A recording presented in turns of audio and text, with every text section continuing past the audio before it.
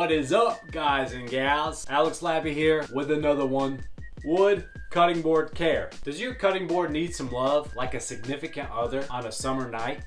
Well, right now, I'm going to show you how to properly clean your wood cutting board. I'll show you a good way to disinfect your wood cutting board. And I'll show you one very important thing to do to your wood cutting board for long-term care. What do I do with my hands? Let's get into it.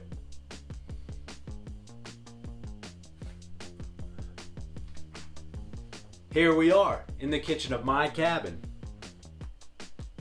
I've found there seems to be quite a bit of ways to clean a wood cutting board, and there's probably more ways of how not to clean a wood cutting board. So let me just show you how I do it. A lot of times if I'm just cutting fruits and veggies, I will probably just rinse the cutting board and then take a kitchen towel to dry her off.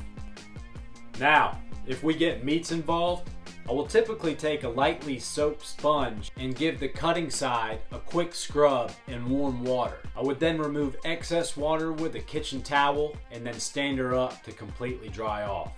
One big no-no: do not ever put your wood cutting board in a dishwasher or submerge it in water. Now, if you're feeling your board needs a little more of a disinfectant, you could rub coarse salt on it after a swift rinse in warm water. Then follow that rub with another rinse of warm water. I've even seen people do the salt rub with a half a lemon, with the idea that the acidity in the lemon helps rid bacteria. I don't know the science, but sound like science to me. I typically keep it simple and let the salt do the work.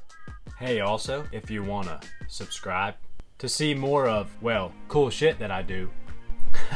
I'm just kidding. Don't subscribe after I just said that, but for real, subscribe.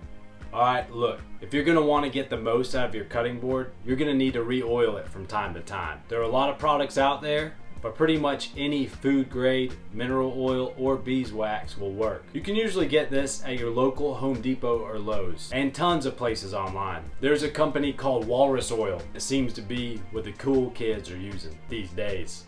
So here, I've got this old edge grain cutting board that I made a few years ago. You can see that it's dried out a little bit. I probably should upgrade to an end grain cutting board because, well, just watch the video here and see why I think end grain cutting boards are better. Like I was saying, this cutting board has dried out a bit, so I think it's time for a re-oil. You simply take your dried wood cutting board and you oil her down.